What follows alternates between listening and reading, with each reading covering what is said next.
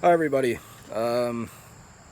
Take 28 uh, for this week. I'm gonna be sharing with you all a video that hopefully will do well to describe my ideas and behaviors surrounding media.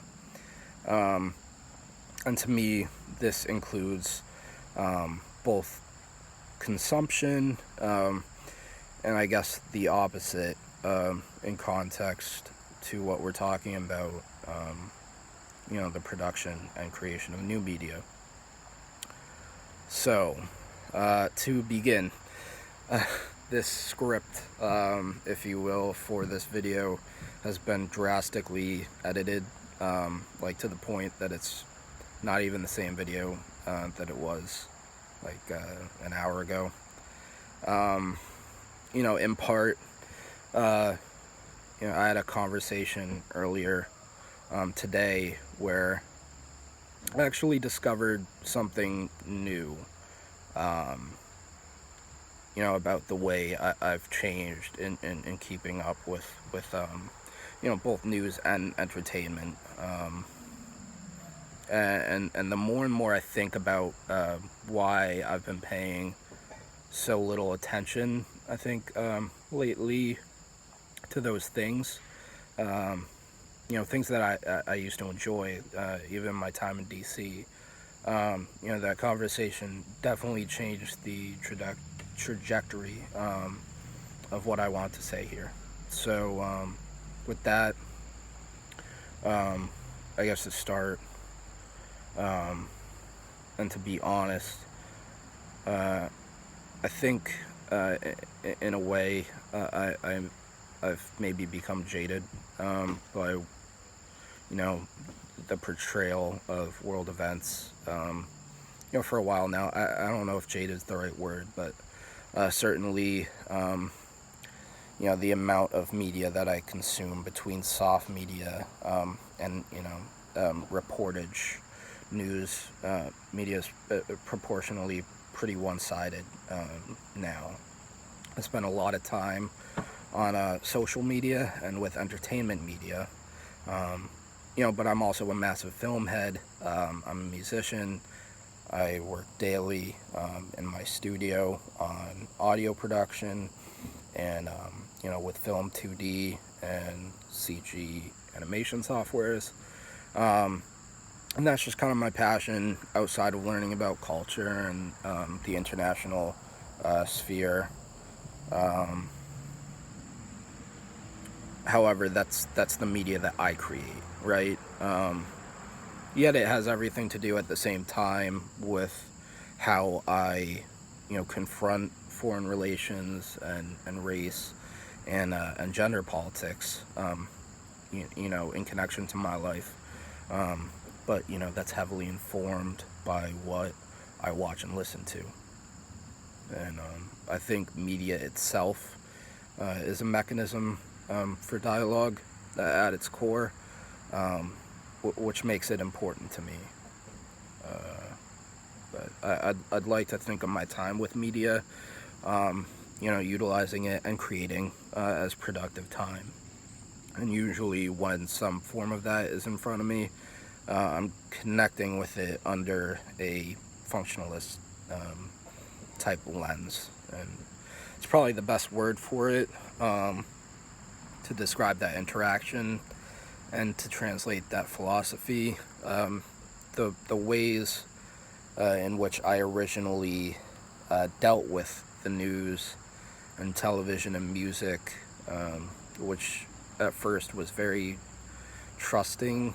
Now they've kind of been replaced by maybe a need to take it upon myself to, I don't know, like fix or manipulate, that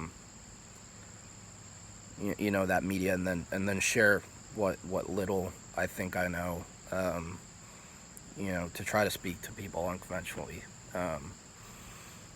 because I don't think anybody, maybe so, but just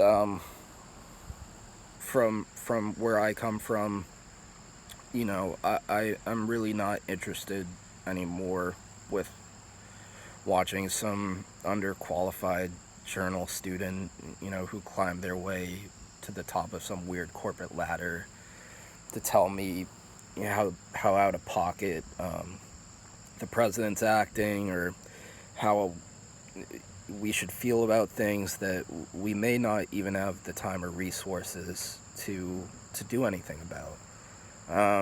Or at least that's my reactive programming that leads me to those thoughts. But maybe an example, I suppose, of that in the news for me could be the coverage of like Black deaths in America, through in the form of systematic racism and oppression.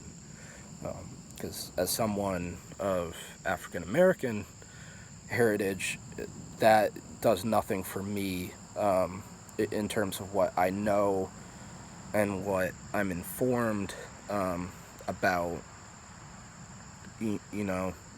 But it does in a way come across as like callous almost, or for some celebrity, host or anchor to try to discuss that topic, but knowing how upsetting or offensive that is for me just to see play out, in relation, or rather in terms of social media. I constantly find myself uninterested in what most of what my peers are doing. Some of which I haven't even talked to for years yet. Here's a vacation picture of them living their best life on Instagram. My hobbies. Because myself using social media is now more geared to promote my music and my business. And in my mind, seeing the whole Mother's Day post phenomenon where, you don't even see the mom's tag because they're not using the platform. It's another way of me, I guess, seeing people participate in a market of controlling advertisement and data revenue without even knowing it. And maybe that just again speaks to the way I was socialized, or the way I was brought up. Because perhaps ultimately I don't think there's such a thing as altruism in that industry. And you can see what's happening with Facebook surveillance and like all of the world leaders now on Twitter, trying to promote a certain agenda. It really wouldn't be irrational anymore to reach the conclusion that we're all probably being sucked into some massive identity control experiment.